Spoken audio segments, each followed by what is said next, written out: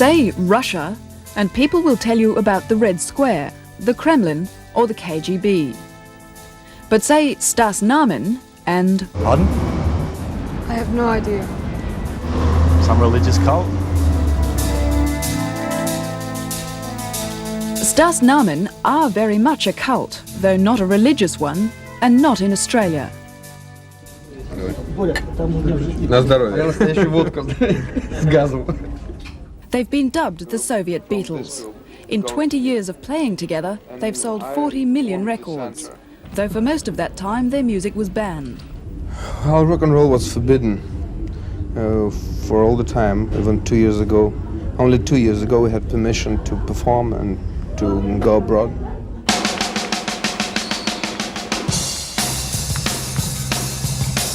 Only 2 years ago, Soviet writers were comparing Western rock with AIDS.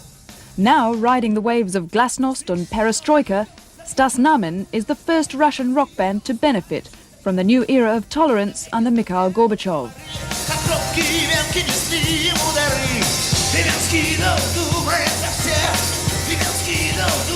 For sure, because of Perestroika, because of Gorbachev's coming, and we have more freedom now in Moscow and in Soviet Union. Stas Namin is the group's founder, now their manager. It doesn't mean that the government is helping the development of rock and roll and so on. Even now on television and radio it's almost forbidden.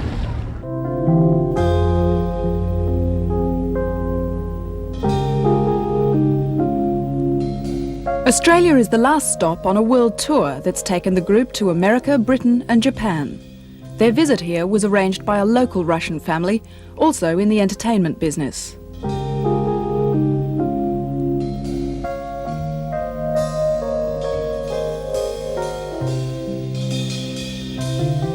Of course, we're taking a risk, but I strongly believe if the Australian public will see this group, they'll love it.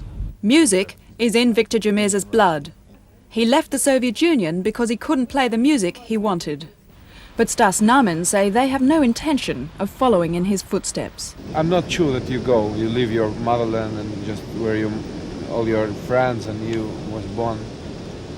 That's why for us it was impossible just to leave the country, to leave the place where we were born and we had so many friends around. You know, it's difficult maybe to explain.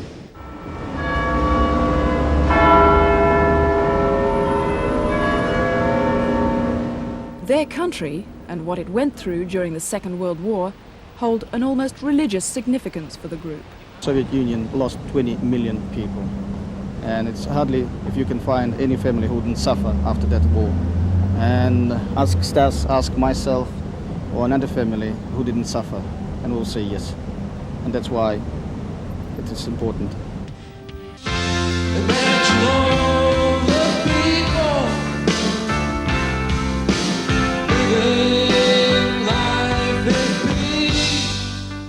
Which Western bands have you been most influenced by?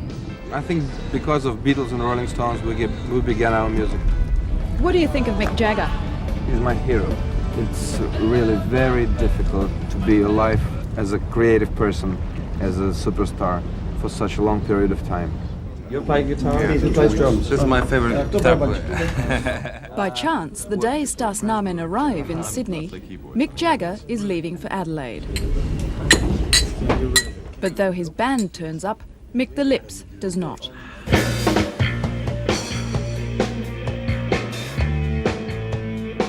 What sort of reaction do you think you're going to get from the Australian audience? We'll see.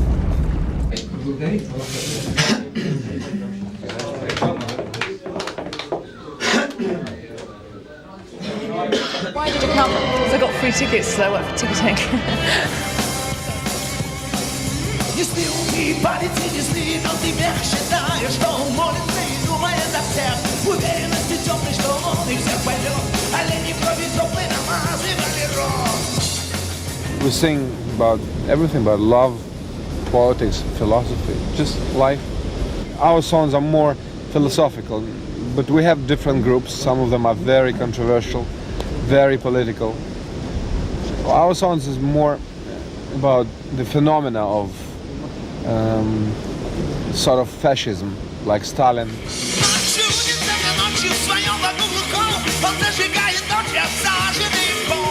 The words of this song, in rough translation, go something like, Stalin used to be a god whom everyone prayed to.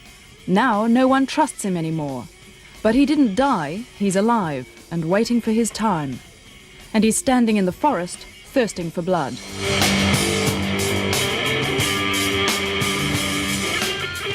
Oh, loved it. They were great, yeah. It's just a pity the publicity was so bad. You know, I was in a band a long time ago, and we used to get as much publicity without any help. You know, and they've come out here, the first Russian band in Australia.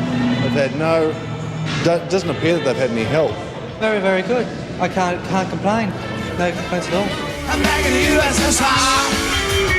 We don't know how lucky you are, boy. Back in USSR.